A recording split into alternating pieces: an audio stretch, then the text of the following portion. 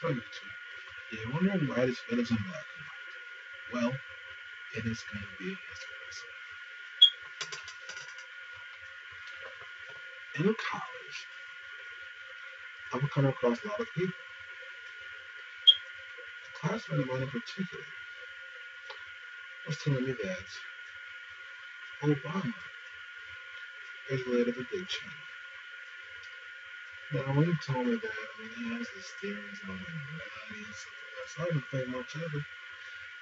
And then I came across a YouTube video. It was talking about a little girl, 7th grader, who for a whole summer did research, and it turns out Obama is related to all the U.S. presidents except the one, Martin Van Buren. He's related to all of them, including Bush, and Clinton, and Kennedy. Now, that makes me feel a lot of different ways because, number one, I think everyone has that one person that's go auto because it's really not worth it. And statistically, it's nothing. So I just don't vote. I don't like to talk about their doing. I don't vote. That argument saying that statistically it doesn't matter whether they're going to vote. You could now make the case that each president we've had is royalty. It's our presidents, all 44 of them, well, 43 if you exclude them. All 43 of them consist of royal blood.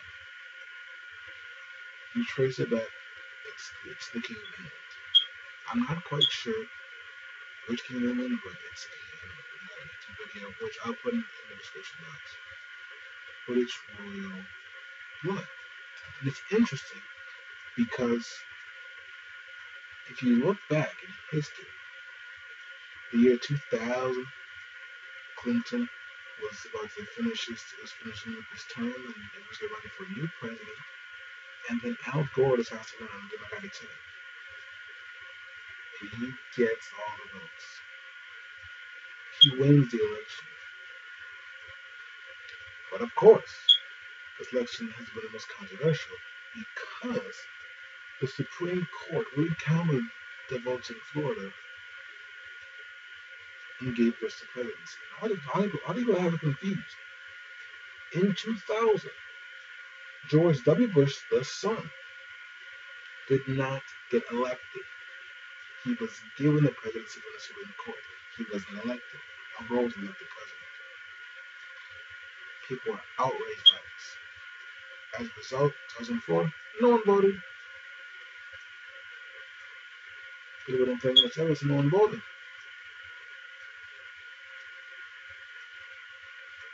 Now you could argue Al Gore didn't become president because he wasn't part of the family. He didn't have royal blood. You could argue that. And if you look back, FDR, one of my favorite presidents, was elected 4 times in a row. Of course, he died, so he didn't live out his 4th term, but he was elected. Again, a 4 times in a row. In a way, he monopolized the White House. 16 years. He been there for 16, probably even more if he had lived. At the basis going, he would have made history. He never would have left. He never would have left. But he was a great president. But I digress. But historically, before he became president, he met Grover Cleveland, the only president to not serve consecutive terms. Clinton met Kennedy. It's interesting. It's really interesting how it all works out. So you could argue that, are they selected and not elected?